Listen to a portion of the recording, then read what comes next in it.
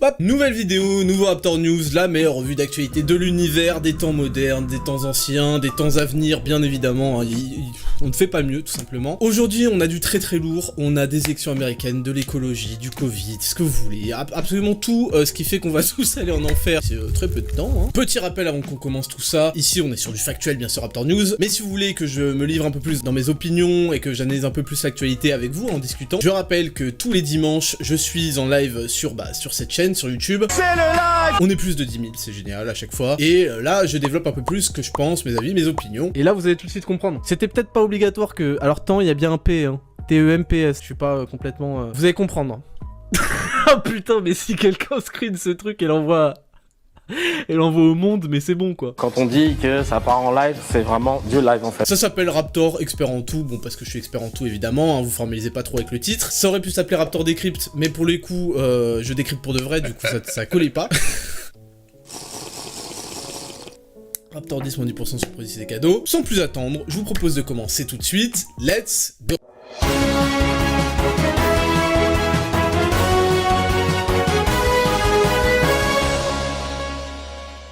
News numéro 1, on commence avec une news excellente, une news super intéressante et à suivre de très près parce qu'il va y avoir une évolution sur les semaines, sur les mois peut-être à venir, c'est les élections américaines évidemment. Donc pour resituer un petit peu le contexte, on a Joe Biden qui est opposé à Donald Trump, chaque état organise son élection et à l'issue, celui qui remporte un état remporte tous ses grands électeurs. Le premier arrivé à 270 grands électeurs gagne l'élection et on a pour l'instant Joe Biden qui est à 264 et Donald Trump qui est à 214. Donc on a Joe Biden en très très grand favori, d'autant plus qu'il reste 5 états où les votes n'ont pas encore été comptés et il est donné gagnant dans 3 sur les 5, sachant qu'un seul ferait la différence. Donc voilà, je m'appuie sur un article du Monde. Élection américaine, nous allons gagner cette élection, affirme Joe Biden, alors que le dépouillement continue. 3 jours après le scrutin, le lent décompte des bulletins tient toujours l'Amérique et le monde en haleine, mais Joe Biden semble se rapprocher inexorablement de la Maison Blanche. Monsieur Biden a souligné l'avancée du comptage en sa faveur lors des dernières 24 heures, en rappelant qu'il était depuis passé devant Donald Trump dans les dépouillements encore en cours dans les états clés de Pennsylvanie et de Géorgie. Or, quel est le problème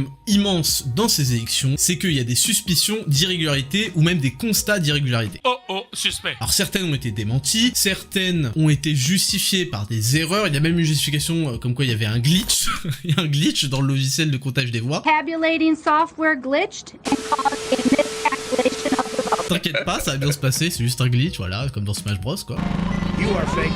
Et donc, Donald Trump a demandé l'arrêt du décompte des voix, parce qu'il considère que ces irrégularités doivent être élucidées par une enquête, et pire encore, il lance des accusations de fraude. Donc la différence entre une irrégularité et une fraude, la fraude, c'est que on impute la responsabilité de cette irrégularité à un des deux camps. Donc évidemment, Internet est en feu, c'est le bordel pas possible. C'est la guerre.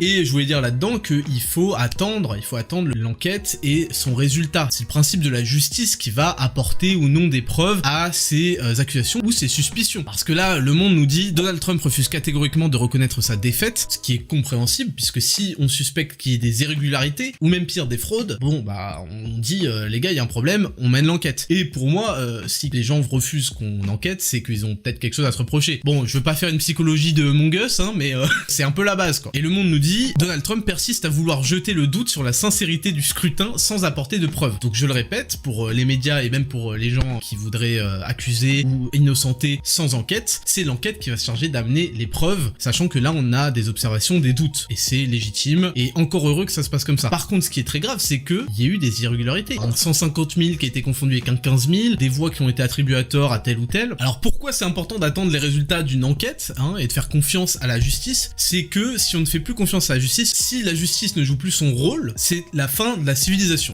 C'est aussi simple que ça. Est-ce que c'est la fin du monde?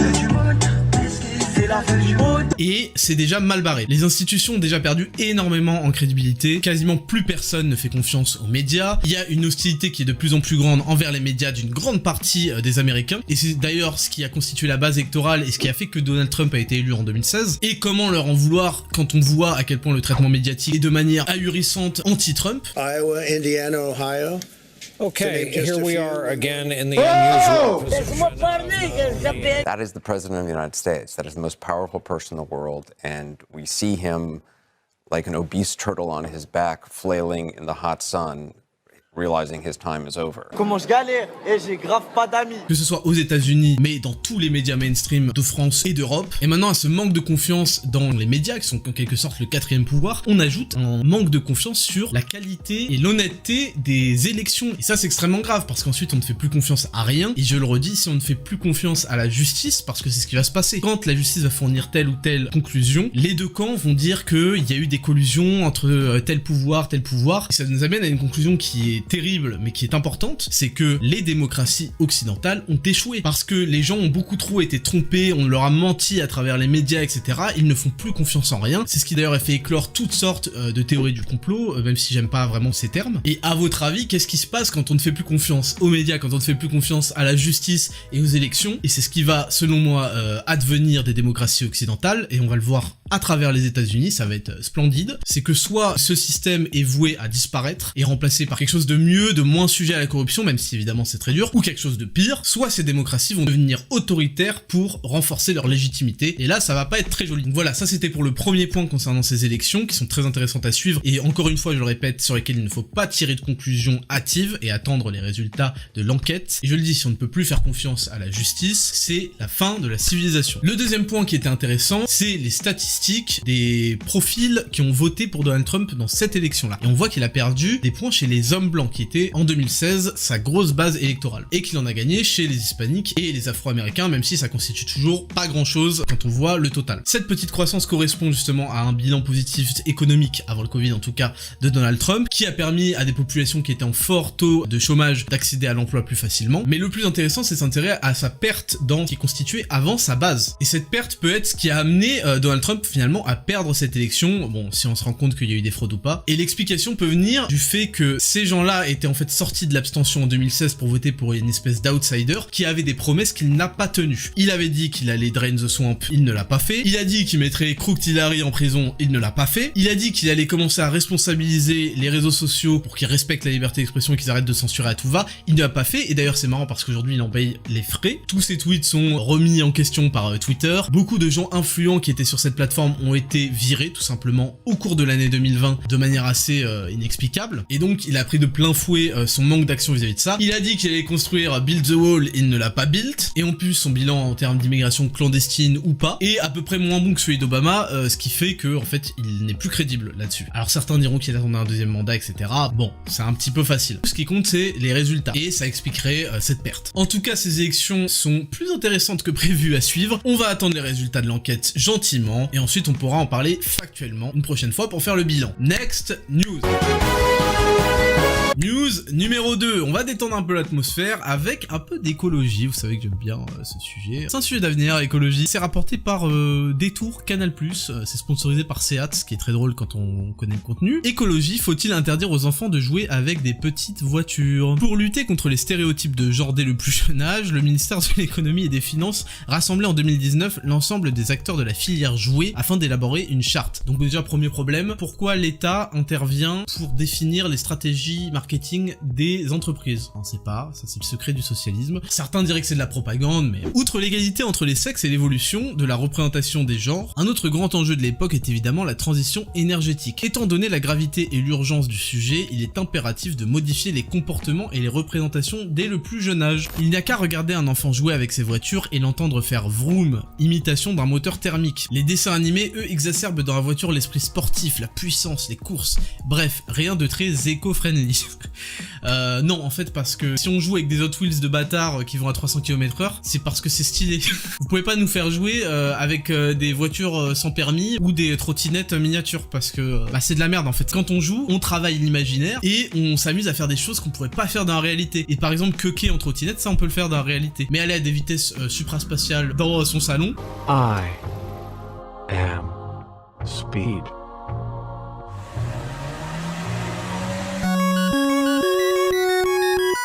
Ça on peut pas faire, c'est l'intérêt. Donc voilà, je voulais partager cet article que je trouve très intéressant. Je pense que le secret et la clé dans l'écologie, c'est d'empêcher les enfants de jouer aux voitures. Non seulement c'est un jouet genré, mais c'est pas un jouet éco-friendly. Aujourd'hui, nous allons découvrir cette belle cuisine de notre poupée Art Generation. C'est une cuisine entièrement équipée avec tous les accessoires nécessaires. Très très bonne initiative, ça nous montre le sérieux un petit peu de tous ces combats, mais nickel. Next news. numéro 3. Alors, puisqu'on parle d'intervention de l'État qui n'a pas sa place. Vous allez voir, il n'y a que ça dans ce Raptor News, ça va être exceptionnel. Donc c'est rapporté par Actu.fr. Confinement, quels sont les produits non essentiels interdits à la vente dans le supermarché? Donc, vous êtes au courant, il y a eu un confinement. Un autre, oui. Normal. Enfin, semi-confinement, parce qu'on va travailler, hein, c'est juste que on peut rien faire d'autre. Et ils ont décidé qu'il y a des gens qui pouvaient travailler et d'autres non. Par exemple, les commerçants. Et donc, il y a des boutiques qui ont fermé, mais la Fnac et les centres commerciaux sont restés ouverts. Après des jours de grogne, les petits commerçants tels que les coiffeurs, les fleuristes, les librairies ou encore les marchands de jouets ou les magasins de vêtements, contraints de baisser le rideau avec le confinement, semblent avoir obtenu justice. Bravo, bravo, vous avez obtenu justice, tout le monde a fermé. C'est-à-dire que le français, au lieu de demander à ce qu'on lui ouvre ses petites chaînes, il demande à ce que les autres aient tous des petites chaînes. Voilà, c'est le principe, c'est-à-dire que au lieu de demander une baisse des taxes pour les classes moyennes, on demande une augmentation des taxes pour les plus riches. C'est excellent, un état d'esprit qui va vraiment vous faire progresser, ça va être splendide. Les grandes surfaces vont devoir interdire dès mardi 3 novembre 2020 la vente de produits jugés non essentiels. Par qui, on sait pas. Par souci d'équité avec les commerces de proximité et conformément à la décision du Premier ministre Jean Castex. Donc je vous le dis, le moment où vous acceptez que quelqu'un définisse pour vous ce qui est essentiel, ce qui n'est pas essentiel, ça s'appelle l'arbitraire. Il y a des magasins d'État qui vous proposent des produits que l'État a validés. Le reste, vous en avez pas besoin. Alors, personnellement, je ne vois toujours pas le rapport avec le Covid. Alors certains diront oui, mais comme ça évite l'affluence des gens qui vont acheter des fleurs ou des livres à la librairie. Mais en fait, je croyais qu'on mettait le masque dans les propriétés privées que sont les commerces. Donc c'est bon. Non, en fait cette explication pue la merde, mais c'est parce que les gens aiment bien justifier leur emprisonnement. Ils ne sont pas attachés à la liberté, et c'est très bien comme ça, c'est très bien comme ça. Le principe de cette mesure est simple, tous les produits vendus dans des commerces qui sont aujourd'hui fermés pour des raisons sanitaires ne peuvent plus être commercialisés dans les grandes surfaces. Voilà, alors ce qui est marrant c'est que évidemment ça a commencé donc avec cette histoire de librairie, ça a fait du bruit avec les librairies, parce que quand l'État met son nez pour régler un problème, évidemment ça en crée 10 autres, en particulier quand il prend des décisions autoritaires et arbitraires. On s'aperçoit dans les 30 secondes qui arrivent que ça va entraîner des tas de conséquences complètement illogiques et qui n'étaient pas censées se passer dans un monde normal, parce que dans un monde normal, les choses marchent bien, en fait. Et c'est évident. Je sais pas, si vous décidez de couper l'eau chez vous, bon bah il va y avoir un problème quand vous allez brosser les dents, quand vous allez prendre un bain, quand vous allez faire une machine.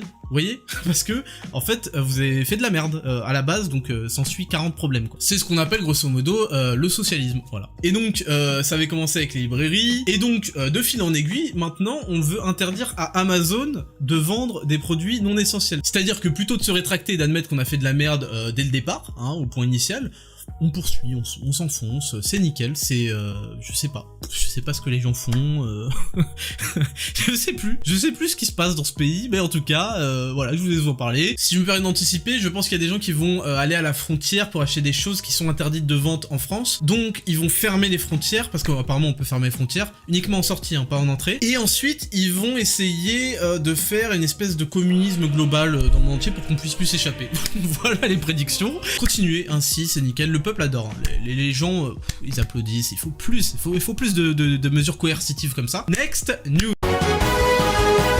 News numéro 5. Alors là c'est gratuit, c'est juste pour se marrer, pour nous foutre un peu de leur gueule. Madame Figaro, et ça a été repris de toute façon par tous les médias francophones, hein, parce que bon, pourquoi pas. Depuis mercredi 16h16, les Françaises travaillent bénévolement. Mais en fait ce sont les galères de ce pays qui t'amènent à travailler. Dès le mercredi 4 novembre à 16h16, les Françaises travailleront pour des prunes. À partir de ce jour, les femmes en France commencent à travailler bénévolement jusqu'à la fin de l'année, du fait des inégalités salariales, dénonce la newsletter féministe Les Glorieuses. Voilà, alors je rappelle que j'ai fait une vidéo pour démystifier cette histoire saugrenue, mais qui est reprise chaque année, toute l'année. C'est très important de reprendre ce mensonge. Que la civilisation ne vous trompe pas. Si ce truc est repris et amplifié et est une base solide, malgré le fait que maintenant de plus en plus de monde sait que c'est une arnaque, posez-vous des questions sur combien d'arnaques sont amplifiées et reprises tout le temps. Alors, moi je pense que la question elle est vite répondue. D'autant plus que ma vidéo avait été validée par Check News de Libération, ça c'est important de le rappeler. Alors Check News, si vous connaissez pas, c'est le genre à faire des articles. Non, il n'y a pas d'Oflamingo sur cette tasse. Il s'agit d'une représentation de Doflamingo. Voilà, du coup ils font leur titre où ils disent non c'est pas vrai, et quand on lit ils disent bon c'est vrai mais il y a une virgule qui manque à la phrase 3, tu vois. Donc voilà, de toute façon la vérité, est-ce que ça compte finalement? Non, ce qui compte c'est ce qu'on nous dit. Next news.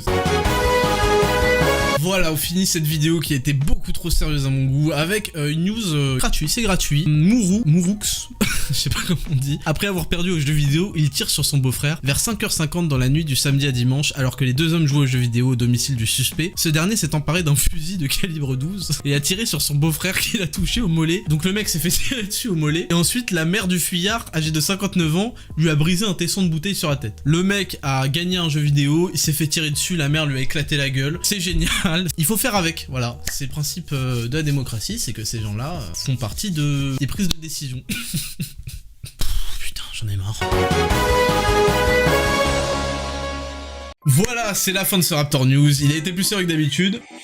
raptorcoachingpro@gmail.com, programme d'entraînement et de nutrition personnalisé, fait sur mesure avec un coach diplômé efficace. Je vous remercie d'avoir regardé cette vidéo, partagez-la, likez, etc. Si elle vous a intéressé, si vous trouvez que j'ai un avis pertinent, si vraiment je vous ai ébloui de ma sagesse. Je vous le rappelle, je live 2 fois par semaine, tous les mercredis soirs et tous les dimanches soirs, de 21h à 23h, ça dure 2 heures, on discute ensemble, c'est phénoménal. À chaque fois on est plus de 10 000, donc venez, on discutera, on parlera d'actualité, vous aurez mes opinions, ça va être génial. Pour ne pas les louper et pour voir plus d'actualité au jour le jour, suivez-moi sur Instagram, @RaptorVSFont. Je vous dis à la prochaine vidéo. Et encore une fois, n'oubliez pas d'aller faire un tour sur parfumterredefrance.fr pour soutenir l'artisanat français. C'était le Raptor, ciao. Je fais mes bails, nana, Macarena.